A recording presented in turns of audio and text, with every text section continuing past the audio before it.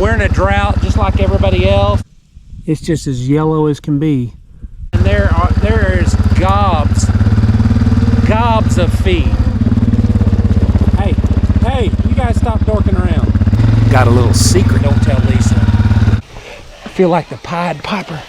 Oh yeah, we got some watermelon leftovers. We're gonna see how they like it.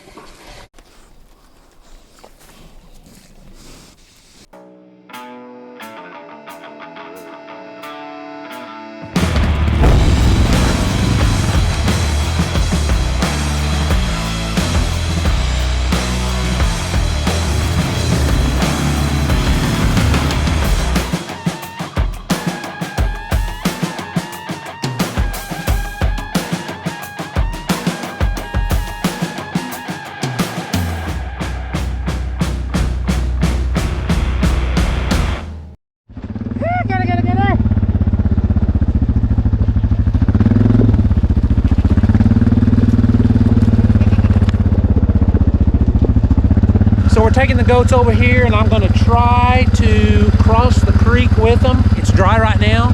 They've never been on that other side, and there's gobs of feed. You know, we're in a drought just like everybody else, and so we're kind of splitting a little bit more and trying to utilize a little bit better and all those kinds of things to kind of get us through. And this is just part of it. So I've got a little secret stuff on my side. Oh yeah. Yeah, got it. Oh yeah. How about a little taste? How about a little taste?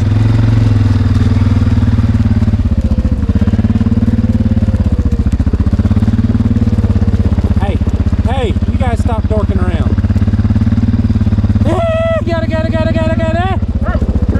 This is going to be very interesting because I've got everything fenced where they can kind of come up around our house, and of course I've got Jill, and then I've got Pop out right now, and I'm not really sure how that's going to go over. But you know, the guard dogs, I know they know who they are. I catch Blue up there all the time, marking that area to make sure that they know that he's here. Matter of fact, I caught him last night about 1:30. The dogs were barking, and of course I was away, and I took my flashlight and went out there, and Blue's out there marking Lisa's outdoor garden. Don't tell Lisa. Blue, bad dog.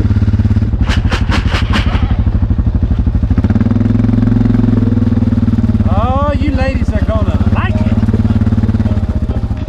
Here we go, ladies. This is our turn. Got it.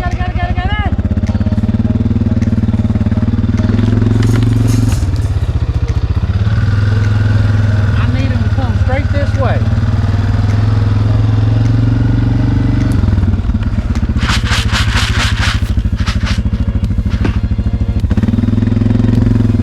Got it.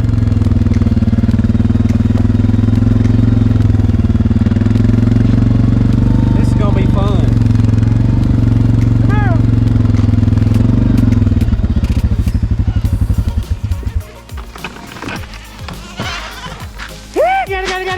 it.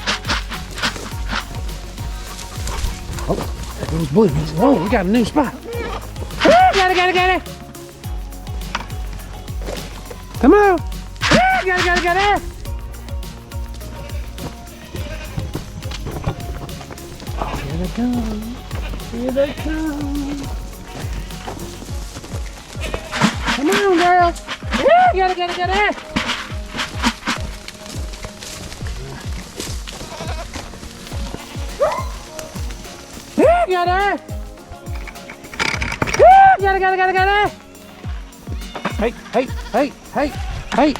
Hey. Hopefully they're all still coming. I think they are. I feel like the Pied Piper.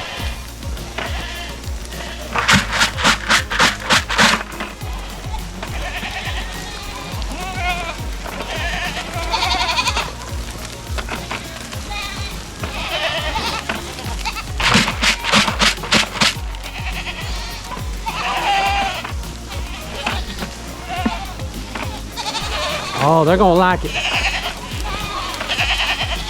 They're gonna like it. Yeah, got it. Got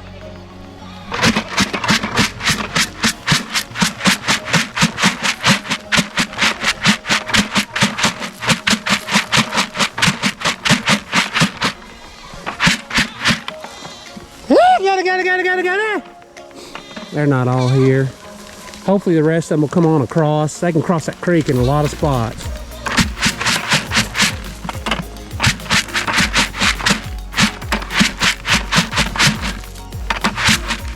Yeah, got it.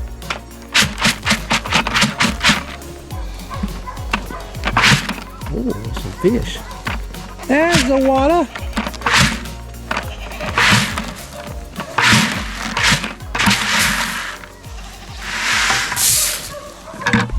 Get it.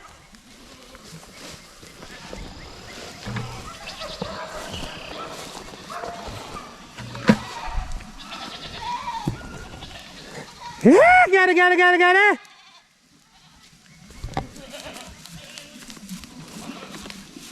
I dumped it all out back there, lady. Sorry.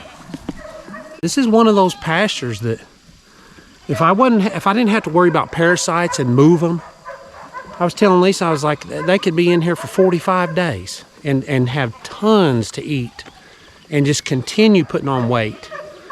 But with the parasites, we just can't do that. There's our house right through there. There we go. Showtime. Showtime on the tree right there. There's some stragglers. I'm just driving over there.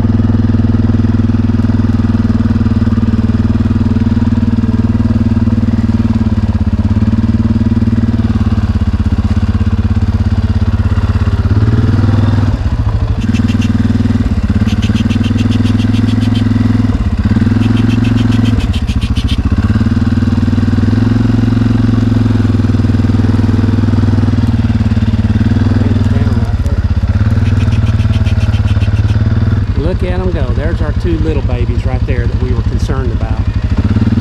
They made it across. Hey, good morning. It's early morning. Just some things that I've been observing. We're in a pretty severe drought and a lot of our leaves are dropping and it's not full.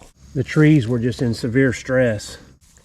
But you can see the billies in here, and I'm sure the nannies are doing the same. They're eating the hound out of the leaves on the ground. They're absolutely selecting for them. This is what it looks like kind of out in the open, not in the riparian areas. This is still bottomland, but it's just not right next to the creeks. It's just as yellow as can be. Unlike that stuff that we just put them in, it's got lots of green stuff everywhere. Now you can still see there's a locust sprout right up here, and it's green, and they'll hit that stuff right now. So if you've got a bunch of those, and you can see there's some in here that they'll hit. But really that riparian area is hard to beat. I'll show you that. I'm going to head over there now. When the drought hits, you need to kind of look around and see if there's maybe some spots that you haven't utilized for whatever reason. Maybe it didn't have value, maybe it was too wet. That's normally a real good spot when a drought hits, because that's when you can get in there and graze it or browse it. And that's kind of what we're doing with the goats here right now. You know, I showed you earlier what it looks like outside of this riparian area, and everything's yellow for the most part. It just doesn't look like it has a great value as far as forage. It's probably got more than we think, but what a perfect time to utilize this kind of stuff. And I put them in here yesterday. That's what you saw earlier on the video. And I'm just down here making sure they're back over here. And there were some that were kind of strung out over here, but I went ahead and started kind of working them this way back to this side. to give them a chance to remember what's here. So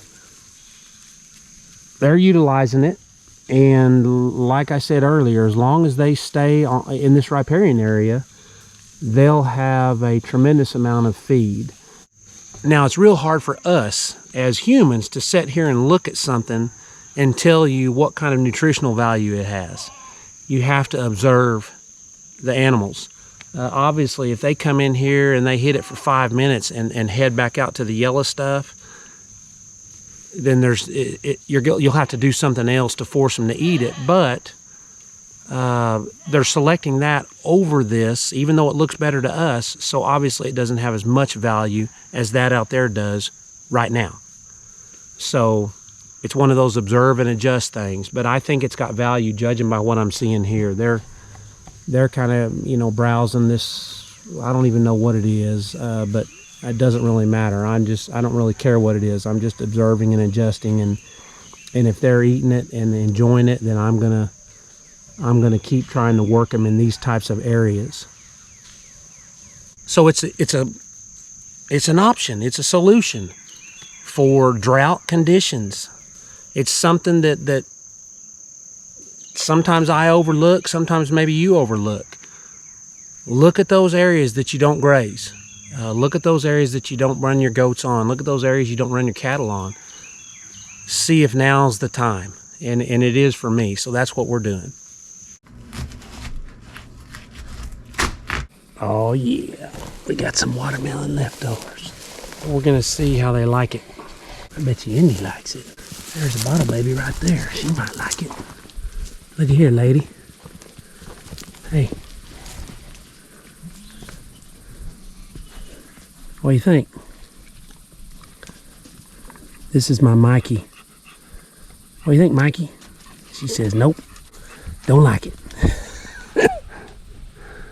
I'll put it over here in the middle of them and see if they like it. Hey guys. They got them a nice little shaded spot over here in the trees. Here, go there. Here, go there. Here, go there.